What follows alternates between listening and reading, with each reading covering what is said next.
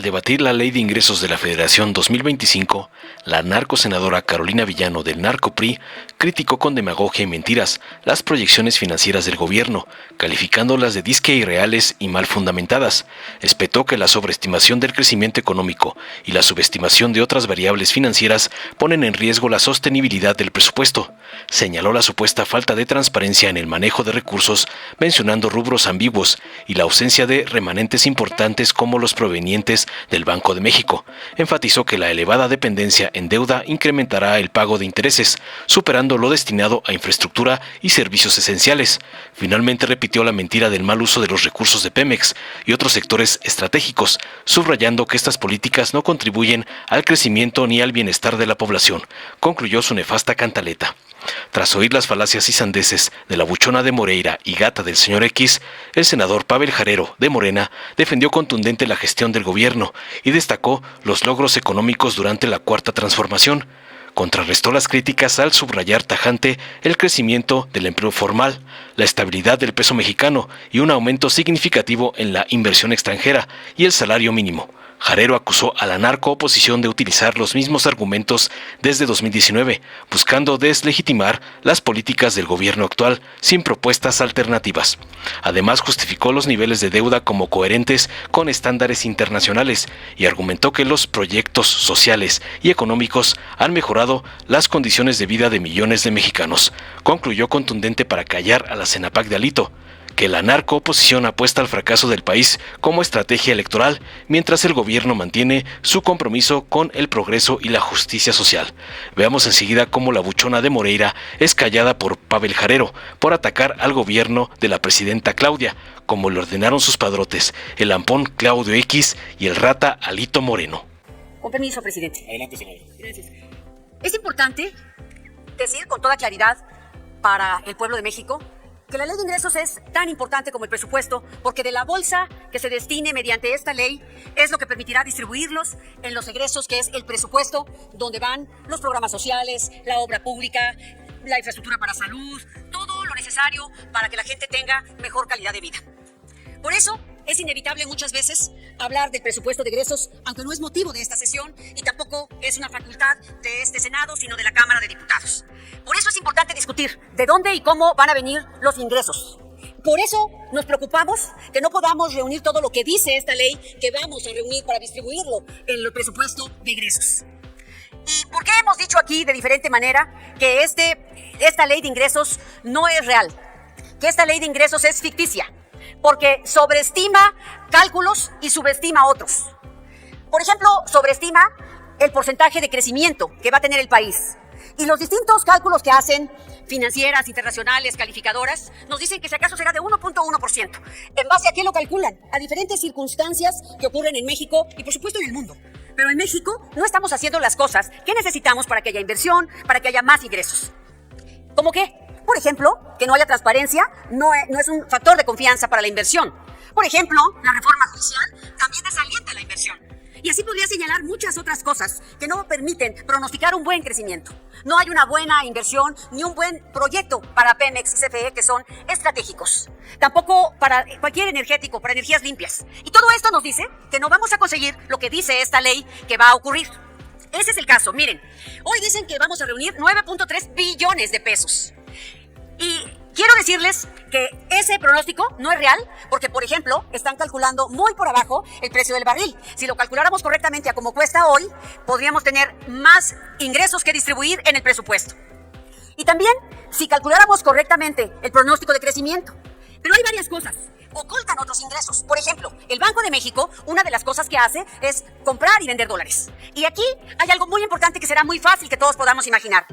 En mayo, por ejemplo, de este año, antes de la elección, el dólar estaba en 16.50. Hoy está en alrededor de 20.50. Ahí hay 4 pesos que hemos ganado. Ahí se calculan remanentes por 300,000 millones de pesos. ¿Dónde están? No están considerados en la ley de ingresos, por lo tanto no van a estar considerados en el presupuesto. Se ocultan para que se manejen de manera discrecional después.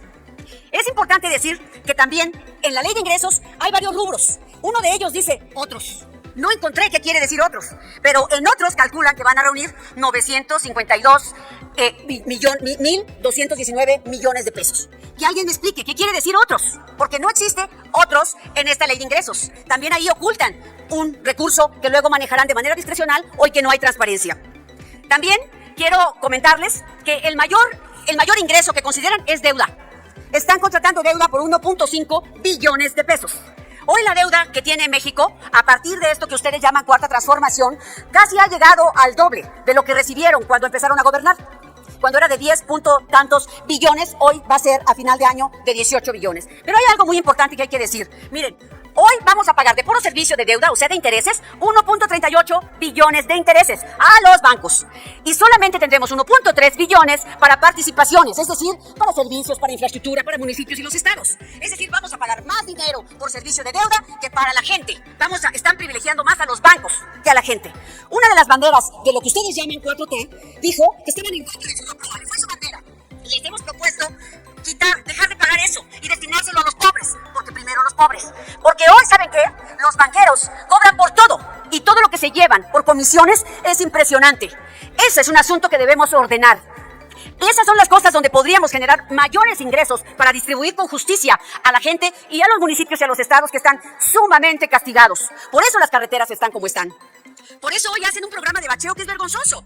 Debiera darse a los municipios y que le pongan otro peso y hagamos el doble, que lo hagan ellos. Esa no es una tarea de la Presidencia de la República. La Presidencia de la República debe hacer grandes carreteras, debe hacer grandes obras de infraestructura productivas, no que sean una carga para nosotros.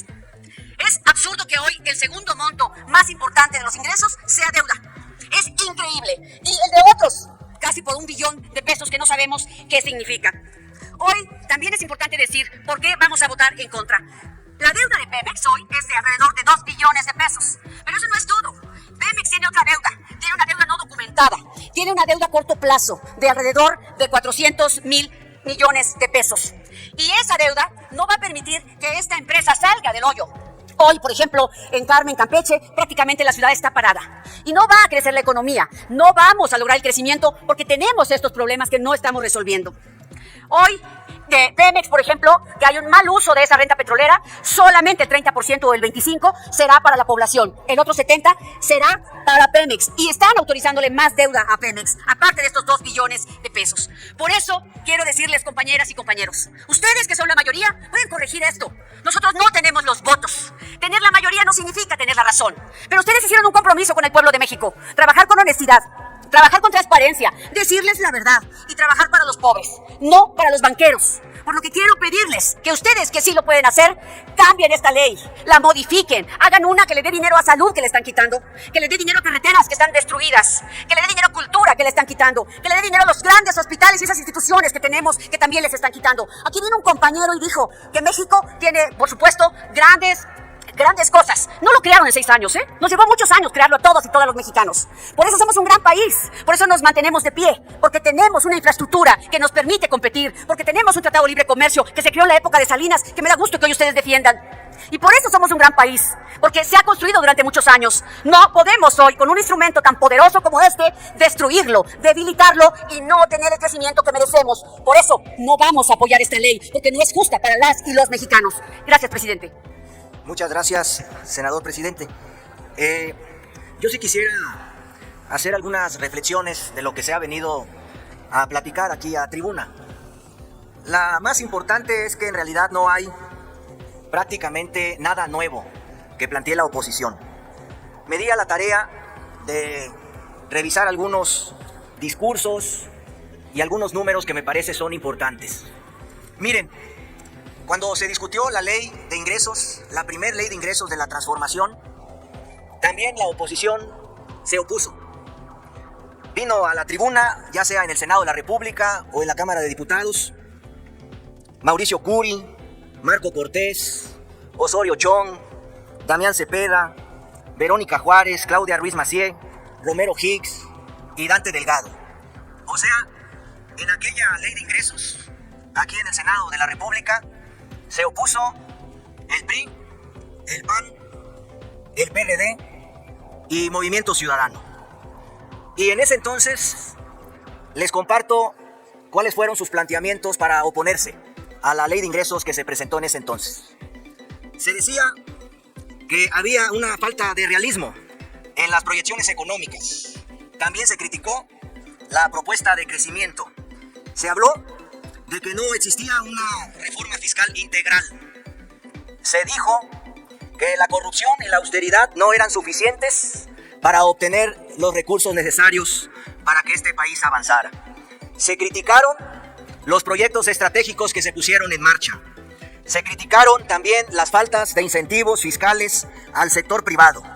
Es decir, así en plata pura, la oposición en ese entonces, la ley de ingresos de 2019, la primera ley de ingresos de la transformación, la oposición vino a esta tribuna a decir que era un plan que no se sostenía y que era un riesgo para la economía nacional.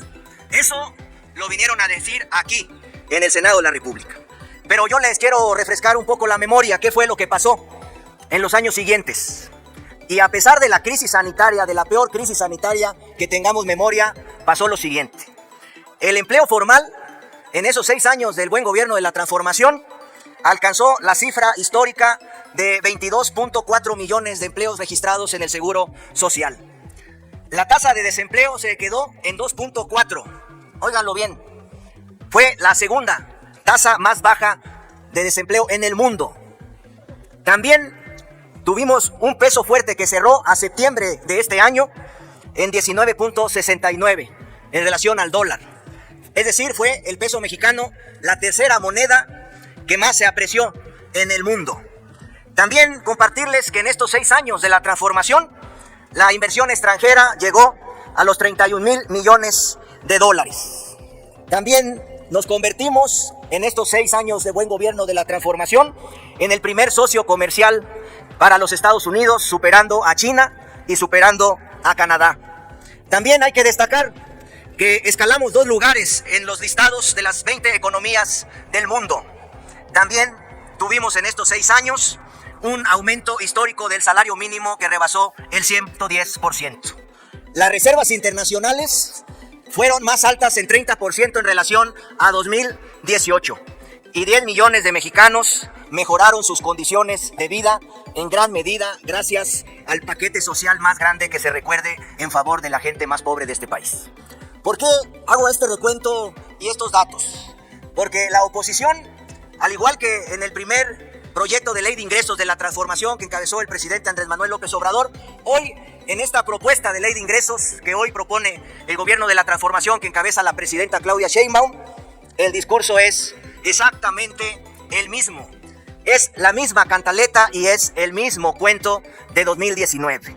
No les gustan las estimaciones. No les gusta la estimación de la tasa de interés, no les gusta la estimación del precio del barril propuesto, no les gusta la tasa de inflación propuesta en la ley de ingresos. Es decir, hay que decirlo así como son las cosas.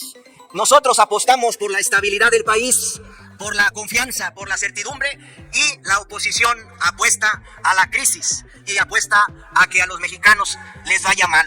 Por eso también solamente quisiera puntualizar algo, porque aparte mienten. No hay que olvidar, en el caso de la deuda, si hacemos una relación de la deuda en relación a los puntos del Producto Interno Bruto, que en Estados Unidos es del 125% y en economías de América Latina está entre el 60 y el 65%.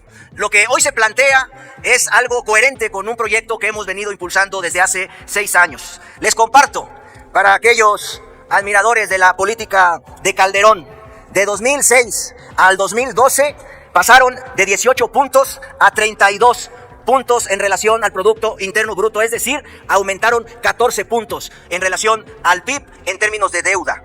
Y en el periodo siguiente de Peña Nieto, del 2012 al 2018, pasaron de 32 puntos a 44 puntos, es decir, alcanzaron 12 puntos más de aumento en relación a lo que les había dejado de herencia Felipe Calderón. Por eso no hay que tener la memoria corta. Por eso yo le vengo a insistir a la oposición que están en una circunstancia de entender que hoy tenemos las posibilidades de que este país avance y que hay un mundo que se reacomoda geográficamente y que hay bloques comerciales y que hoy no pueden plantear que su estrategia electoral para beneficiarse esté sustentada en el fracaso de la economía nacional y por ende de la economía de los mexicanos. Yo les apuesto doble contra sencillo. Hoy van a apoyar, votar en contra como lo hicieron en 2019 porque esa es su ruta y esa es su lógica. Pero en pocos días van a votar contra el pueblo de México porque van a votar en contra del presupuesto progresista y justiciero de la transformación. Nosotros tenemos muy clara la historia que estamos construyendo y la queremos soportar del lado del pueblo y vamos a seguir caminando para seguir construyendo justicia y bienestar para el pueblo, que eso es lo más importante. Sería cuanto, presidente. Muchas gracias. Muchas gracias, senador Jarero Velázquez. Dale en me gusta, suscríbete, activa la campanita y compártelo para que más gente lo vea.